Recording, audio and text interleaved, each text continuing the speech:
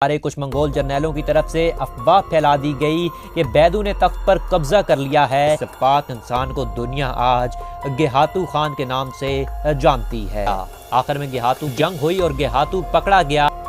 السلام علیکم ناظرین، سلطنت منگولیا تاریخ کی وہ سلطنت جس نے جتنی تیزی سے دنیا پر حکومت کی، اتنی ہی جلدی یہ سلطنت دنیا کے نقشے سے ختم ہو گئی۔ ناظرین، یہ سلطنت 23 لاکھ مربع میل کے انتہائی وسیع رقبے پر واقع تھی اور تقریباً 150 سال تک کرۂ ارض پر اپنی وحشت بٹھائی رکھی۔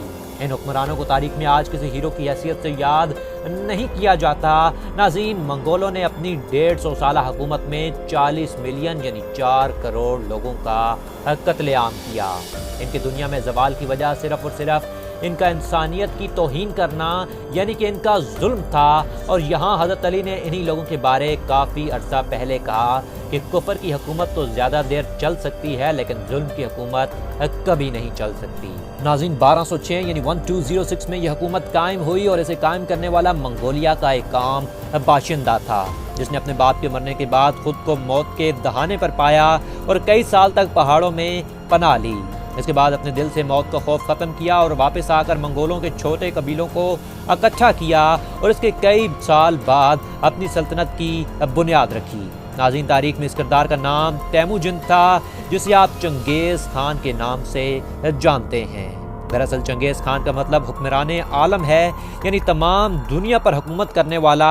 لیکن ناظرین، کیونکہ آج کا ہمارا موضوع چنگیز خان نہیں ہے، اس لیے آج ہم چنگیز خان کی نسل میں پیدا ہونے والے ایک سفاک انسان کی صفاکی کی تمام داستان اور اس کا انجام قلم بند کرنے کی کوشش کریں گے۔ ناظرین، اس کردار نے اقتدار کی لالچ میں اپنے ہی سلطنت کے لوگوں سے غداری کی، اپنے بھائی کو زہر دلوایا، اس کی بیویوں کو لونڈی بنایا، پھر ان سے شادی رچائی، یہاں تک کہ اپنی ہی سوتیلی ماں سے بھی شادی کی۔ یہ شخص ہر وقت شراب کے نشے میں دھت رہتا اور اس نے منگولوں میں ہم جنس پرستی کی ایک نئی رسم بھی قائم کی۔ منگولوں کے مارے گئے 4 کروڑ لوگوں میں اس شخص نے بھی بے گناہ انسانوں کو خوب قتل کیا۔ ناظرین، کرۂ ارض پر حکمرانی کرنے والے اس پاک انسان کو دنیا آج گیہاتو خان کے نام سے جانتی ہے۔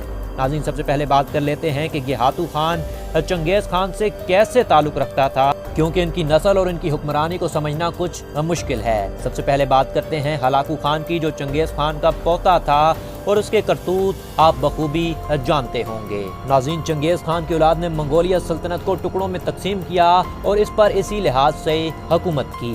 اس طرح ہلاکو خان نے سلطنت کی جنوبی سرحد چنی اور اسے علی خانی یعنی ایک نئی سلطنت کا نام دیا۔ ہلاکو خان کے بعد اس کا جانشین اباکا خان بنا، جس کے بعد اس کے 2 بیٹے ارگن خان اور گیہاتو خان نے علی خانی سلطنت کا اقتدار سنبھالا۔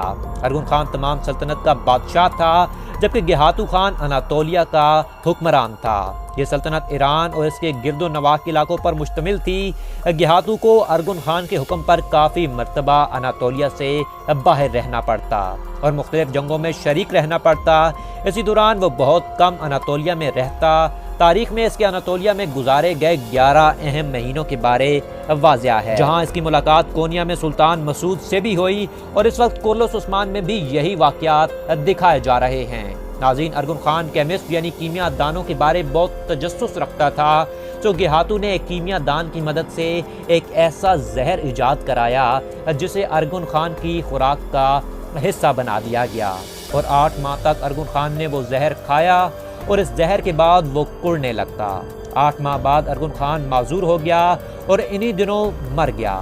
اس کی موت کے بعد علی خانی سلطنت کے وارث کے لیے 3 نام نامزد کیے گئے۔ ان میں سے ایک تھا گیہاتو خان، دوسرا تھا ان کا کزن بیدو اور تیسرا تھا گیہاتو کا بھانجا غازان۔ غازان بھی گیہاتو کے زیر سایہ تھا، سو اس نے خاقان بننے سے انکار کر دیا۔ اس کے بعد بیدو کے بارے کچھ منگول جرنیلوں کی طرف سے افواہ پھیلا دی گئی کہ بیدو نے تخت پر قبضہ کر لیا ہے اور اس طرح گیہاتو نے بغاوت کو کچلنے کا اعلان کر دیا، مگر بعد میں یہ راز افشاں ہوا کہ یہ ایک سازش ہے اور بیدو نے خود گیہاتو کو خان بننے کے لیے منتخب کر دیا۔ یوں گیہاتو تمام علی خانی سلطنت کا حکمران بنا۔ البتہ اس دوران بیدو کی طاقت میں کچھ کمی نہ آئی۔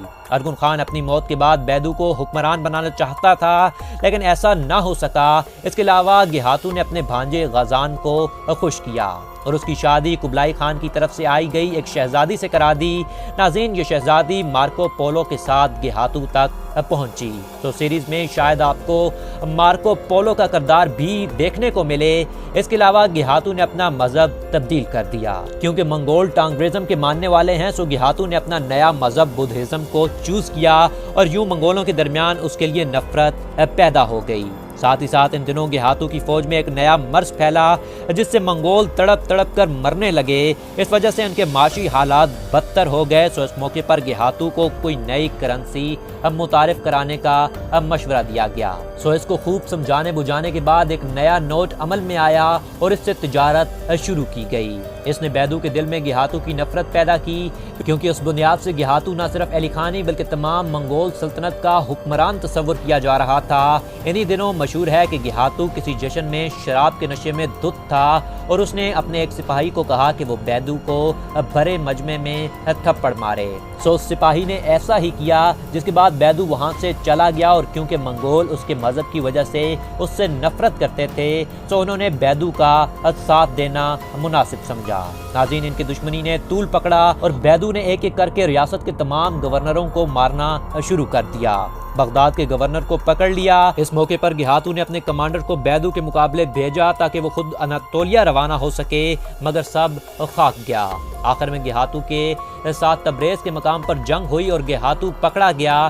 یہاں اس نے بیدو سے اپنی جان کی امان چاہی اور اپنی معافی طلب کی، لیکن اسے معاف نہ کیا گیا اور بیدو نے اسے قتل کر دیا۔ اس وقت گہاتو کی عمر صرف 36 یعنی 36 ایئرز تھی، لیکن کرلس عثمان میں سے کافی بزرگ دکھایا گیا ہے۔ ناظرین، منگولوں کی تباہی کی ایک اور بڑی وجہ ان کی خانہ جنگی تھی، اور یوں تاریخ کے ایک اور سفاک کردار کی زندگی کا باب ختم ہوا۔